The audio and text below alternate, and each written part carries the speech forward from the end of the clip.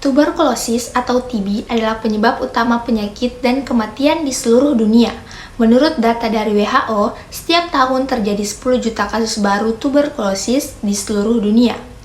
Secara global, sekitar 1,2 miliar orang berisiko terinfeksi tuberkulosis, dan sepertiga dari populasi dunia telah terinfeksi, dengan 44% kasus terjadi di Asia Tenggara. Indonesia menempati peringkat kedua setelah India dalam jumlah kasus tuberkulosis dengan prevalensi sebesar 0,4% dengan 400 orang terdiagnosis positif menderita tuberkulosis paru dari setiap 100.000 penduduk. Adapun definisi dari tuberkulosis adalah suatu kondisi penyakit yang disebabkan oleh infeksi bakteri Mycobacterium tuberculosis yang cenderung mengenai organ paru-paru dan dapat menyebar ke berbagai bagian tubuh lainnya. Bakteri ini merupakan kuman aerob yang memiliki kecenderungan untuk hidup terutama di lingkungan dengan tekanan parsial oksigen yang tinggi seperti paru-paru dan beberapa organ tubuh lainnya. Kandungan lemak yang tinggi pada membran sel bakteri membuatnya menjadi tahan terhadap asam sehingga pertumbuhannya lambat. Meskipun demikian, bakteri TBC rentan terhadap sinar ultraviolet sehingga penularannya lebih sering terjadi pada malam hari. Adapun etiologi dari tuberkulosis, yaitu penyebab utama TBC adalah infeksi oleh bakteri Mycobacterium tuberculosis yang biasanya ditularkan melalui udara melalui droplet dari penderita TBC terbuka. Ada dua tipe utama Mycobacterium tuberculosis yang terkait dengan manusia, yaitu yang pertama tipe human. Basil tipe human dapat berada di udara dalam bercak ludah atau droplet dan dapat menyebabkan infeksi pada orang yang rentan. Dan yang kedua, tipe bovine. Basil tipe bovine dapat ditemukan dalam susu sapi yang menderita masinis tuberkulosis usus. Selanjutnya, rantai penularan tuberkulosis. Jadi, penularan terjadi karena dibersinkan keluar menjadi droplet nuklei dalam udara, dan partikel infeksi ini dapat menetap dalam udara bebas selama 1-2 jam. Dan masa inkubasi TB adalah periode antara paparan bakteri TB hingga timbulnya gejala klinis. Jadi, pada masa inkubasi ini bisa bervariasi.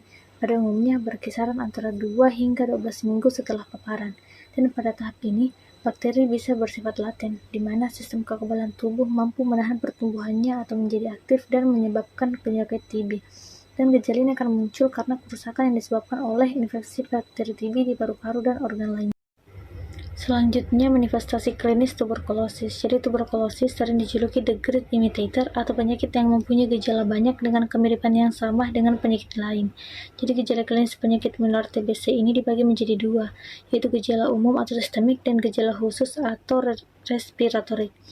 Jadi, gejala umum sistemik ini mengarah kepada keadaan fisik secara umum, misalnya batuk-batuk selama lebih dari 2-3 minggu, demam tinggi yang dirasakan pada malam hari, batuk darah, sesak napas, dan malaise berupa penurunan berat badan, tidak nafsu makan, keringat dingin, sakit kepala, kelelahan, dan badan melemah. Sedangkan gejala khusus atau respiratorik merupakan gejala berupa batuk darah, sesak nafas, nyeri pada dada yang menimbulkan bronkitis ringan, dan keringat dingin. Adapun upaya pencegahan dan penanggulangan tuberkulosis. Yang pertama ada peningkatan pengetahuan masyarakat, yang kedua ada edukasi dan informasi, yang ketiga ada deteksi dini dan pemeriksaan rutin, yang keempat pengobatan yang tepat dan teratur, yang kelima isolasi dan pencegahan penularan, yang keenam peningkatan akses terhadap layanan kesehatan, dan yang terakhir itu pengawasan dan monitoring terhadap penyakit tuberkulosis. Gambaran epidemiologi tuberkulosis ada 3. 1. Ada orang yang dimana penduduk usia produktif memiliki resiko yang lebih tinggi terkena tuberkulosis karena kebiasaan merokok dan tingkat aktivitas yang sangat tinggi. Dengan kondisi ini dapat meningkatkan kemungkinan terpapar mikrobakteri tuberkulosis. Dengan itu, kita dapat meningkatkan kesadaran tentang bahaya merokok dan memperhatikan jenis pekerja yang melibatkan aktivitas fisik tinggi dapat membantu mengurangi risiko tuberkulosis paru pada penduduk usia produktif. 2. kedua ada tempat. Dengan adanya kepadatan penduduk tinggi dapat mempercepat penyebaran tuberkulosis paru karena meningkatkan interaksi antar individu.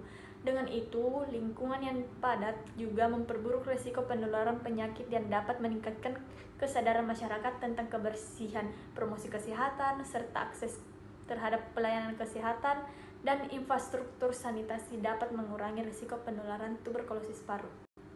Dan terakhir, ada waktu, yang dimana waktu tingkat kepatuhan yang lebih baik dalam meminum obat dan pemantuan kontrol yang konsisten selama periode pengobatan dan meningkatkan kesuksesan pengobatan yang tepat waktu. Dengan itu, motivasi yang diberikan oleh petugas kesehatan dan keluarga juga berperan penting dalam meningkatkan kepatuhan pasien.